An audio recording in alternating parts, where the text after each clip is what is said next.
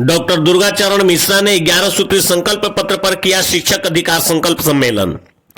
बिहार विधान परिषद चुनाव 2023 के प्रत्याशी डॉक्टर दुर्गाचरण मिश्रा ने अपने 11 सूत्री संकल्पों पर शिक्षकों के बीच चर्चा करते हुए कहा कि यदि मैं चुनाव जीतकर आऊंगा तो नियोजित शिक्षकों को राज्यकर्मी का दर्जा दिलवाना, अनुदानित विद्यालयों या महाविद्यालयों को ससमय अनुदान दिलवाना, सभी शिक्षकों को समूह बीमा का लाभ दिलाना, अतिथि शिक्षकों को नियमितीकरण का लाभ दिलवाना, वेतन विसंगति को दूर करना, शिक्षकों की सेवानिवृत्ति उम्र सीमा 62 वर्ष करवाना, जिला तथा अंतर जिला स्थानांतरण करवाना, संस्कृत एवं मदरसा विद्यालयों को सरकारी विद्यालयों के समान सुविधा उपलब्ध करवाना, शिक्षिकाओं को सीसीएल लाभ दिलवाना, अपने पटना निजी आवास को शिक्षक विश्राम गृह बनवाना, शिक्षकों के समस्या निवारणार्थ प्रत्येक जिला में सहायता केंद्र खुलवाना इत्यादि सभी पर सरकार से सहमति बनाकर प्राथमिकी से क्रमवार काम करवाने का भरपूर प्रयास करूंगा। जीवन कुमार पर निशाना साधते हुए भाजपा पर हमला बोला और कहा कि जिस व्यक्ति पर आईडी ईडी का छापा पड़ रहा है भाजपा उसे समर्थन कर रही है, यह कहां से उचित है। जीवन कुमार चाहे जितना भी जोर लगा ले वो जीतने वाले नहीं है। आगे उन्होंने कहा कि बालू माफिया चाहे जितना रुपया खर्च कर ले, नोट पर हम लोग वोट से चोट करेंगे। उन्होंने नित्यानंद राय और संजय जायसवाल पर भी हमला बोलते हुए कहा कि बिहार में ये दोनों प्राइवेट लिमिटेड कंपनी के डायरेक्टर के रूप में खड़ा होकर काम कर रहे हैं।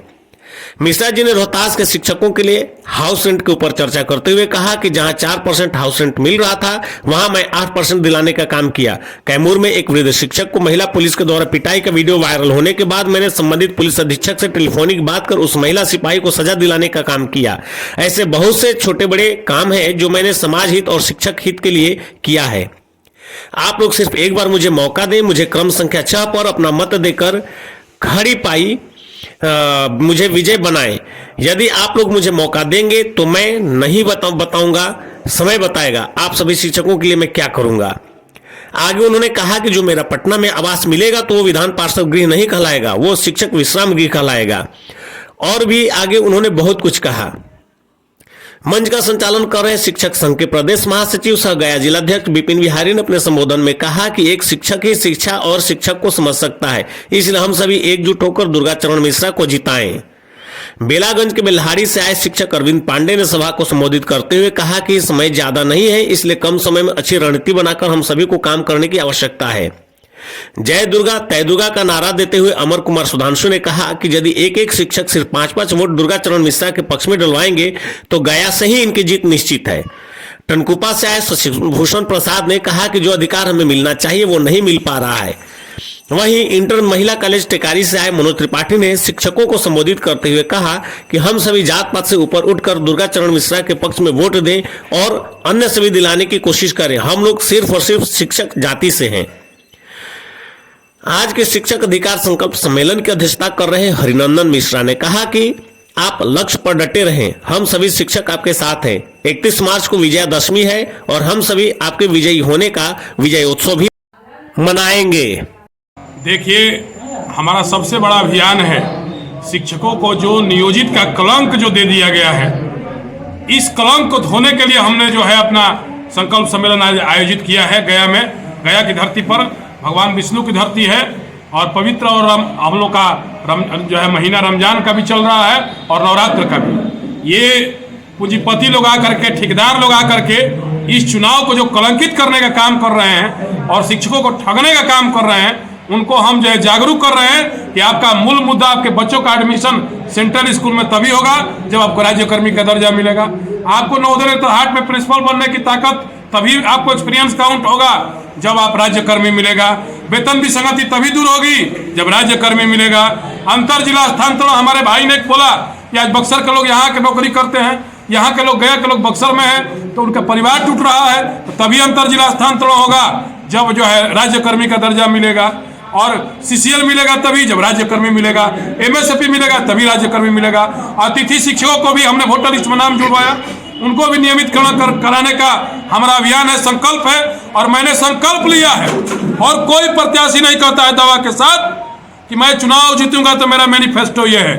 मैंने कहा है कि चुनाव जीतूंगा, बिहार विधान परिषद के सदन में शपथ लूंगा और अगले दिन से अनशन पर बैठने का काम करूंगा।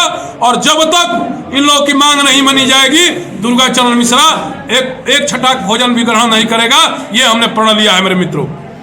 आपने एक ही थैले के चट्टे बट्टे का उदाहरण देते हुए दो पार्टियों पर निशाना साधा, क्या कहेंगे आप उसके बारे में? 17 साल में इन दोनों पार्टियों का सरकार था बिहार में, जदयू और भाजपा का। दोनों जो है एक दूसरे के बिजनेस पार्टनर हैं। दोनों जो प्रत्याशी लड़ रहे हैं एक दूसरे के कहीं ना कहीं बिजनेस पार्टनर हैं। कोई पहाड़ में कोई किसी के साथ इन्वॉल्व है, कोई बालू में किसी के साथ इन्वॉल्व है। इनडायरेक्टली दोनों पार्टनर हैं और दोनों का ये नीति है कि हम नहीं तो तुम नहीं तो हम। तो व्यक्ति का नाम परिवर्तन होगा, काम और चरित्र उसका परिवर्तन नहीं होगा। तो काम और नाम और चरित्र तीनों हम परिवर्तन करने का काम कर रहे हैं। इसीलिए मैं जागरूक कर रहा हूं कि आप शिक्षक साथियों, झांसे में नहीं आना है, दुर्गाचरण को जिताना है। और शिक्षकों ने नारा लगा रहे हैं कि खाएंगे किसी का मुर्गा लेकिन वोट देंगे दुर्गा, ये नारा चल रहा है। और जय दुर्गा तय दुर्गा हो चुका है तय। ये इन लोग झांसे में आने वाले इस बार कोई नहीं है। तो इस बार जो है सुनामी आने वाली है और शिक्षक समझ रहे हैं। अभी हमको सूचना मिली थी औरंगाबाद में ये लोग लिफाफा बांट रहे हैं, गया में लिफाफा बांट रहे हैं। मैं चुनाव आयोग को भी कल मैंने बात भी किया है कमिश्नर से।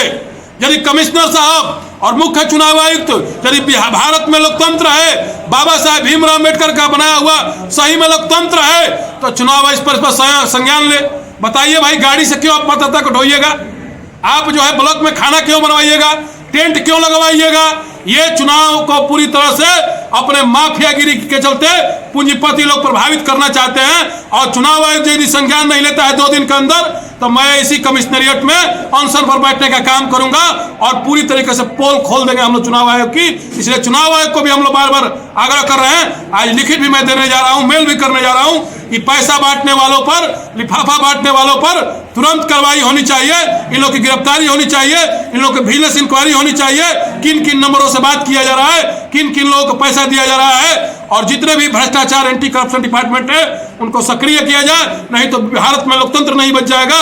शिक्षकों का लोकतंत्र खतरे में है। इस लोकतंत्र को बचाने के लिए हम लोग मैदान में हैं।